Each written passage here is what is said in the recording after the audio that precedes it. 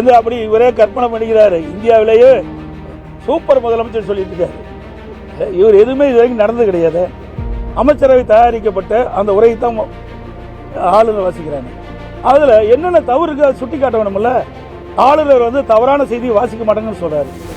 அவருடைய நியாயம் அதுதான். ஒரு மேதக ஆளுநர் அவர்கள் தமிழகத்தில் நிலவுகின்ற நிலைமையை உண்மைத்தன்மை இருந்தால் தான் அது பேச முடியும். தவறு இருக்கின்ற பொழுது சுட்டி காட்டுகிறார். இந்த அரசு அதை ஏற்றுக்கொள்ள மறுக்குது. இந்தியாவிலேயே தற்கொலை அதிகமாக நடந்த மாநிலம் தமிழ்நாடு. அதனால தமிழ்நாட்டை இந்தியாவின் தற்கொலை தலைநகர் என அழைக்கப்படுகின்ற அளவிற்கு தமிழகத்தில் தற்கொலை அதிகரித்திருக்கின்ற சுட்டிக்காட்டியிருக்கிறாங்க. கல்வி தரத்தை பற்றி இங்கே சொல்லியிருக்கின்றார்கள். இன்றைக்கு 50க்கும் மேற்பட்ட பேராசிரியர்கள் பணியிடம் காலியாக இருப்ப சொல்லியிருக்கிறாங்க.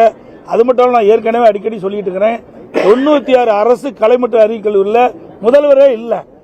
அதோட அரசு உதவி பெறுகின்ற கல்லூரி பள்ளிகளுக்கு அந்த அரசு அந்த பணியிடங்களை நிரப்புவதற்கு காலி பணிகளை நிரப்புவதற்கு இந்த அரசு அனுமதியை தரல. அதனால கல்வியுடைய தரம் குறைஞ்சிருக்குது, கற்பவருடைய எண்ணிக்கையும் குறைஞ்சிருக்குது. நீங்க பாத்தீங்கன்னா அதிமுக ஆட்சியில் உயர்கல்வி படிப்பதன் எண்ணிக்கை 152 பேர் இருந்தது. இன்றைக்கு திராவிட முன்னேற்ற கழகம் ஆட்சி பொறுப்பு வந்த பிறகு இப்பொழுது 148 பேரா இன்றைக்கு உயர்கல்வி படிக்கக்கூடிய எண்ணிக்கை குறைஞ்சு போச்சு. இதெல்லாம் சுட்டிக்காட்டியிருக்காரு. அதே போல மாநிலத்தில் உள்ள திருக்கோயிலுக்கு இன்னும் அறங்காவல் நியமிக்கவில்லை. இதனால பக்தர்கள் பாதிக்கப்பட்டிருப்பதாக சுட்டிக்காட்டியிருக்காரு.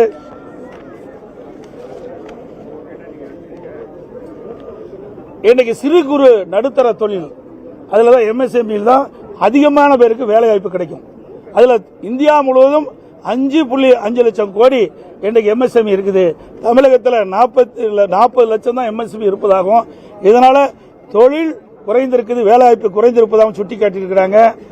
இன்றைக்கு நமக்கு வர வேண்டிய தொழிற்சாலைகள்லாம் அண்டை மாநிலத்தில் சென்று கொண்டிருக்கின்றது. இந்த ஆட்சியினுடைய அலட்சியத்தினால் சுட்டிக்காட்டியிருக்கிறார். பல்வேறு துறையில் பணியாற்றுகின்ற அரசு ஊழியர்கள்லாம் இன்றைக்கு பல போராட்டங்கள் நடத்தி மன உளைச்சல் இருப்பதாகவும் அவர்களுக்கு தேவையான உதவிகளை இந்த அரசு கோரிக்கைகளை நிறைவேற்றவில்லை என்பதை சுட்டிக்காட்டியிருக்கிறாங்க. அது மட்டுமல்ல, நாங்கள் வெளிநடப்பு செஞ்சிருக்கிறோம். இன்னைக்கு அனைத்து இந்திய அண்ணா திராவிட முன்னேற்ற கழக ஆட்சியில் சட்ட ஒழுங்கு பேணி காக்கப்பட்டது, சட்டத்தின் ஆட்சி நடைபெற்றது. கடந்த 4.5 ஆண்டு திராவிட முன்னேற்ற கழக ஆட்சியில் சட்ட ஒழுங்கு அடியோடு சீர்கட்டு விட்டது. இன்றைக்கு எங்கே பார்த்தாலும் கொலை, கொள்ளை, திருட்டு, வழிப்பறிவு, பாலியல் கொடுமை நடக்காத நாளே இல்லை.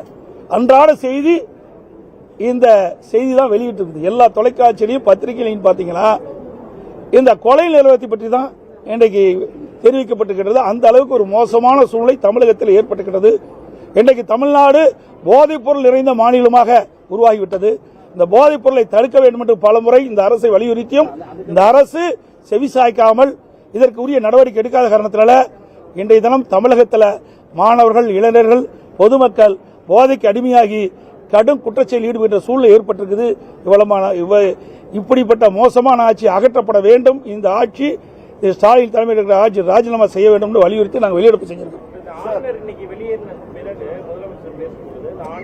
முதல் கூட்டத்தில் ஆளுநர் உரையோட தான் தொடங்குகிற விதி இருக்கு. அதை மாற்றுவதற்கான ஒரு நடவடிக்கைகளை திமுக மேற்கொள்ளும். மற்ற மாநில அரசியல் கட்சிகள் இவர் அப்படி இவரே கற்பனை பண்ணிக்கிறாரு. இந்தியாவிலேயே சூப்பர் முதலமைச்சர் சொல்லிட்டு இருக்காரு. இவர் எதுவுமே இது வரைக்கும் நடந்தது கிடையாது.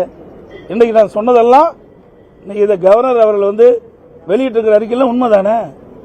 இன்றைக்கு மேதகு ஆளுநர் உரைய அவரே சொல்றாரு, சட்டப்பேரவை தலைவர் சொல்றாரு. அமைச்சரவை தயாரிக்கப்பட்ட அந்த உரையை தான் ஆளுநர் வாசிக்கிறாங்க. அதுல என்னென்ன தவறு இருக்கு அதை சுட்டி காட்ட வேணும்ல. ஆளுநர் தவறான செய்தியை வாசிக்க மாட்டாங்கன்னு சொல்றாரு. அவருடைய நியாயம் அதுதான். ஒரு மேதக ஆளுநர் அவர்கள் தமிழகத்தில் நிலவுகின்ற நிலைமையை உண்மைத்தன்மை இருந்தால் தான் அது பேச முடியும். தவறு இருக்கின்ற பொழுது சுட்டி காட்டுகிறார். இந்த அரசு அதை ஏற்றுக்கொள்ள மறுக்குது.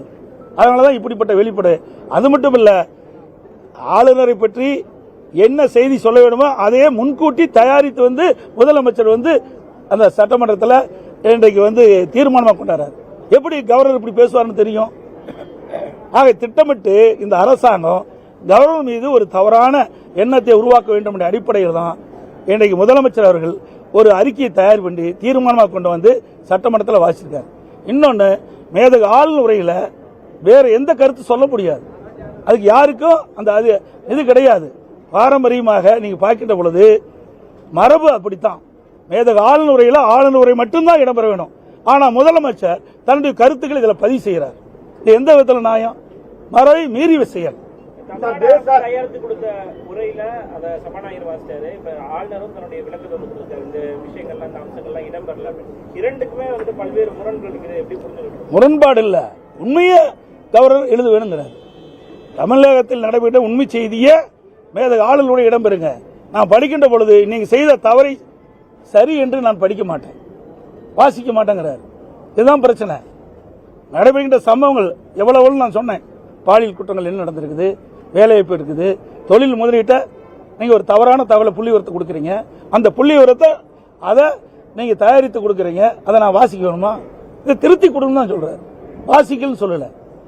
தமிழகத்தில் இருக்கின்ற உண்மை நிலையை நீங்க அமைச்சரவையில் அதை வச்சு ஒத்தவடை கொடுங்க, நான் அதை நான் வாசிக்கிறேன். இதுதான் சார். இது வந்து ஆளுநர் அவர்கள் இதுக்கு நம்ம விமர்சனம் செய்வது சரியல்ல. மேதக ஆளுநரை பற்றி விமர்சனம் செய்வது முறையல்ல. நாங்கள் அதை செஞ்சதும் கிடையாது, வேண்டாம்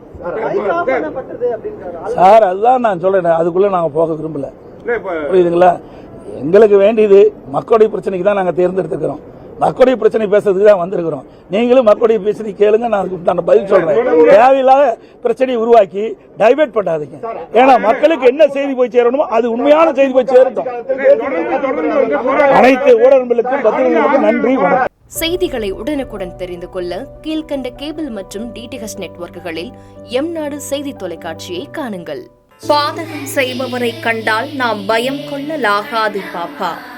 மோதி மிதித்துவிடு பாப்பா, அவர் முகத்தில் உமிழ்ந்துவிடு பாப்பா.